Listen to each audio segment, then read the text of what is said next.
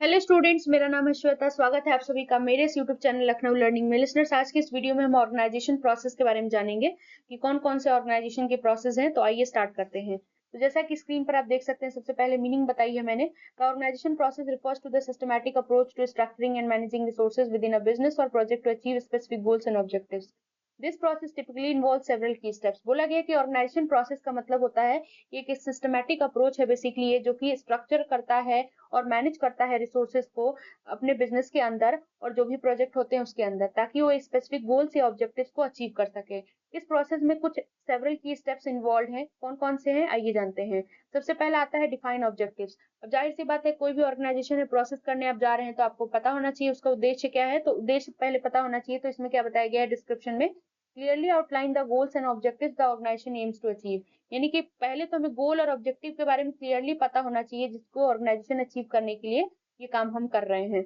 दूसरा आता है इंपॉर्टेंस क्या है इसकी। तो provides direction and purpose ensuring all efforts are aligned. यानी कि फिर डायरेक्शन देते हैं किस पर्पस से काम कौन सा होगा वो करते हैं, ताकि जितने एफर्ट्स हैं वो सिर्फ और सिर्फ उस अचीव ऑब्जेक्टिव तक ही जाएं, उसको अचीव करने की तरफ जाएं, यानी कि अलाइन हो सकें। नेक्स्ट आता है हमारा एसेस रिसोर्सेज। बोला गया है डिस्क्रिप्शन में, evaluate available resources including human, financial and physical assets. यानी कि फिर हम मूल्यांकन करते हैं जो भी हमारे पास रिसोर्सेज अवेलेबल हैं उनकी, जिसमें ह्यूमन एसेट्स, ह्यूमन के बारे में करते हैं, फाइनेंशियल के बारे में करते हैं एंड फिजिकल एसेट्स के बारे में करते हैं। इंपॉर्टेंस क्या है यानी कि इसकी, तो बताया गया helps identify strength and limitation guiding resource allocation. यानी बेसिकली ये हमें पहचानने में उसकी स्ट्रेंथ और लिमिटेशंस को, वीकनेस को और पावर को पहचानने में हेल्प करता है। रिसोर्सेस कहाँ पर कौन सी एलोकेट करनी है उसमें भी गाइड करने में मदद करता है। तीसरा पॉइंट आता है हमारा listeners, design structure. Design structure में बताया गया डिस्क्रिप्शन में, determine the organisational structure example hierarchical flat matrix that best support the objectives. यानी फिर हम निर्धारित करते हैं ऑर्गेनाइजेशन के स्ट्रक्चर को, जिसमें हायरार्की क्या फॉलो होगी, फ्लैट होगी, मैट्रिक्स क्या होगा, तो जो कि बेस्ट सपोर्ट कर सके बेसिकली उस उद्देश्य को, ऑब्जेक्टिव्स को। इंपॉर्टेंस बताया गया है, establish roles, responsibilities and reporting relationships to facilitate communication and collaboration. बताया गया है इसमें कि हम फिर रूल्स एंड रिस्पॉन्सिबिलिटीज को देखते हैं, एस्टैब्लिश करते हैं, फिर रिलेशनशिप्स को देखते हैं जो कि बेसिकली कम्युनिकेशन और कोलैबोरेशन को बताता है, फैसिलिटेट करता है। फोर्थ पॉइंट आता है लिसनर्स हमारा, डेवलप प्रोसेस एंड प्रोसीजर्स। बोला गया है डिस्क्रिप्शन में, create standardise process and procedures for how task and activities will be carried out. यानी कि फिर हम एक स्टैंडर्ड प्रोसेस और प्रोसीजर को अपनाते हैं, क्रिएट करते हैं कि कैसे उस काम को किया जाए, कैसे उस टास्क और एक्टिविटीज को किया जाए, कैरी किया जाए। फिर आता है इंपॉर्टेंस बताया गया, ensure efficiency, consistency, efficiency and quality in operation. फिर हम कंसिस्टेंसी को उसमें देखते हैं, एफिशिएंसी को कितना प्रभावशाली तरीके से वो काम हो पाएगा उसमें, क्वालिटी देखते हैं उस जब भी हम जो भी ऑपरेशंस कर रहे होते हैं। फिर आता है हमारा fifth point listeners.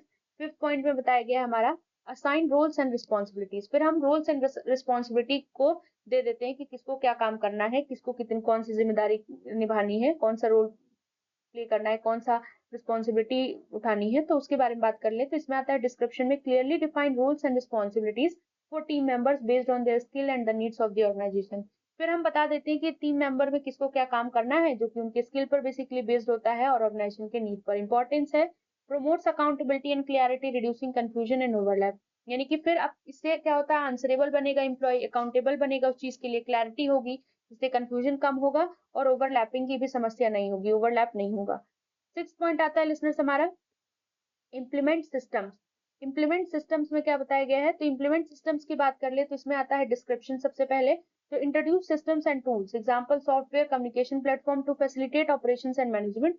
In system and tools को फिर हम लाते हैं, इंट्रोड्यूस करते हैं, जैसे सॉफ्टवेयर को कौन सा यूज करना है, कम्युनिकेशन प्लेटफॉर्म कौन सा लेना है, ताकि हम ऑपरेशंस और मैनेजमेंट को आगे बढ़ा सकें। इंपॉर्टेंस क्या है, एफिशिएंसी बढ़ाता है, ये इनहेंस करता है, in enhancing enhances efficiency, data management and communication across the organization।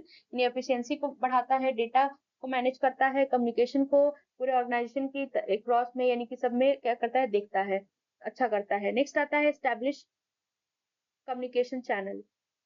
Seventh point है लिसनर्स, ये एस्टैब्लिश कम्युनिकेशन चैनल्स। इसमें डिस्क्रिप्शन बताया गया है, define how information will flow within the organisation, example meetings, reports, emails. यानी कि फिर इसमें हम ये डिफाइन करते हैं कि कैसे जो इन्फॉर्मेशन है, जो सूचना है, वो ऑर्गेनाइजेशन के अंदर पहुंचेगी, या तो हम मीटिंग करके पहुंचा दें, या रिपोर्ट तैयार करके पहुंचा दें, या ईमेल के जरिए पहुंचा दें। इंपॉर्टेंस क्या बताई गई है, ensure transparency and effective communication among team members. यानी कि फिर हम इसमें देखते हैं ट्रांसपेरेंसी को देखते हैं और इफेक्टिव कम्युनिकेशन टीम मेंबर्स के बीच देखते हैं। फिर लास्ट पॉइंट आता है लिसनर्स हमारा। लास्ट पॉइंट जैसे कि आप देख सकते हैं स्क्रीन पर है, मॉनिटर एंड इवेल्युएट। इसमें क्या बताया गया है, तो डिस्क्रिप्शन में है regularly assess the effectiveness of process and structure through performance matrix and feedback. यानी कि रेगुलरली फिर हम एसेस करते हैं कि प्रोसेस हमारा सही तरीके से चल रहा है कि नहीं चल रहा है, जो भी हमने काम असाइन किया वो सही तरीके से काम हो रहा है कि नहीं है, उसके इफेक्टिवनेस को देखते हैं, उसके स्ट्रक्चर को देखते हैं अपने परफॉर्मेंस मैट्रिक्स और फीडबैक के जरिए। फिर इंपॉर्टेंस क्या है इसकी, तो identify areas for improvement and helps in making informed adjustment. बोला गया है कि हम फिर एरियाज जहां पर हमको इंप्रूवमेंट करने की जरूरत है उनको देखते हैं, पहचानते हैं और फिर जहां पर जरूरत होती है वहां पर एडजस्टमेंट करते हैं। लिसनर्स आज के लिए बस इतना ही। आई होप आपको सारी चीजें समझ में आ गई होंगी। वीडियो अच्छा लगे तो लाइक शेयर एंड सब्सक्राइब करना ना भूलिएगा और इस वीडियो को ज्यादा से ज्यादा शेयर करें। Thank you.